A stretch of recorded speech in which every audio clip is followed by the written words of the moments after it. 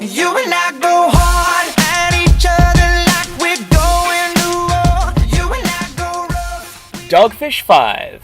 Day 5. 5 dogfish. 5 day.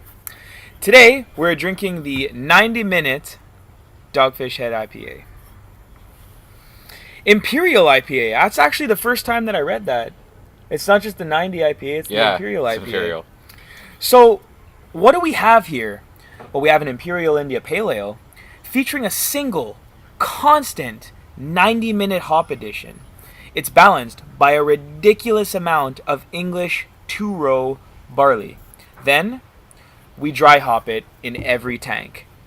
In every tank. And I know from experience that by dry hopping that often, you're making one hell of a florally, citrusy, piney, woodsy, grapefruity smelling beer. It's a lot of words. But every one of them dare be true. I thought I should add in some head movements of my own there. I love the orange. My favorite IPA color. Not red, like I said last episode, but orange. Just reminds me of when it smells like fresh grapefruit. Oh, crystal clear, beautiful orange. Not even so dark orange. Just a beautiful, beautiful color shade of orange. Nice little sustainably looking head. It just smells like IPA. Yeah, I know, it's delicious. It's a great beer. We both had this before. Unlike any of the previous of the 4 days of Dogfish Head, before this we hadn't had any of those. This one we've had, and the next one we have not had. An important little thing that I wanted to mention in this episode, and I'm just grabbing it because it fell to the floor, was that it's important to recognize this. What is that? That's a bottle cap. If you don't know that, then you shouldn't be watching this review. Second, what's on the bottle cap? Is that a fish? No. It's a shark. One of the oldest living animals on the planet. That's irrelevant. But the fact is that remember this cap, because next episode, unlike every other Dogfish beer, the cap will be different. Now that's your only clue you're getting to what our last and final beer of this beautiful 6-video Hexa-trilogy is.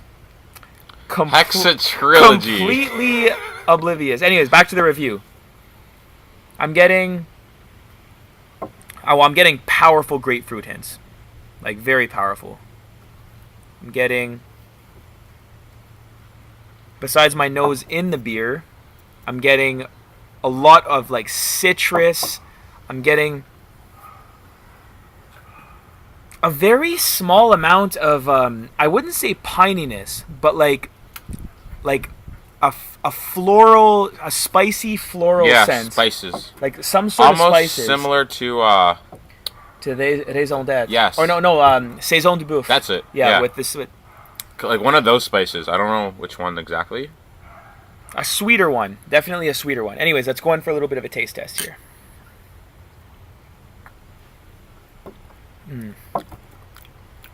You really taste the spices. Oh, you taste like grapefruit to me. Really, like, it is. But the maltiness in this is insane. This is a 9% alcohol by volume beer. You don't get the grapefruit. For me, I taste the hops and I taste the spices. Man, I get caramel too. Caramel I get? A lot of caramel. I get. You know what it tastes? It tastes like candy apple caramel. Actually, yeah, it does. Yeah, like a really a nice, like very lightly brown sugar fruit sweetness. Like, yeah.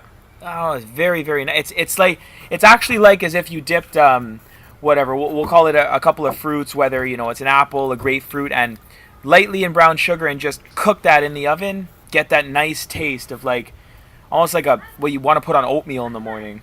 Really nice. I might be thinking about oatmeal because I'm making that right now for my spent grains for my all grain recipe. So I might be losing it there, but there's definitely a brown sugar sweet caramel taste. That's probably from the crystal or the carapils or whatever. Well, there's definitely crystal in this, no doubt. Like a little bit only to get this color, but it's in there for sure. Let's go in for another mouthfeel.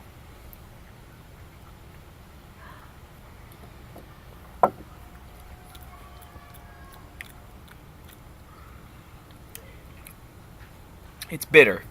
Yes. It's bitter. I mean, 90 IBUs.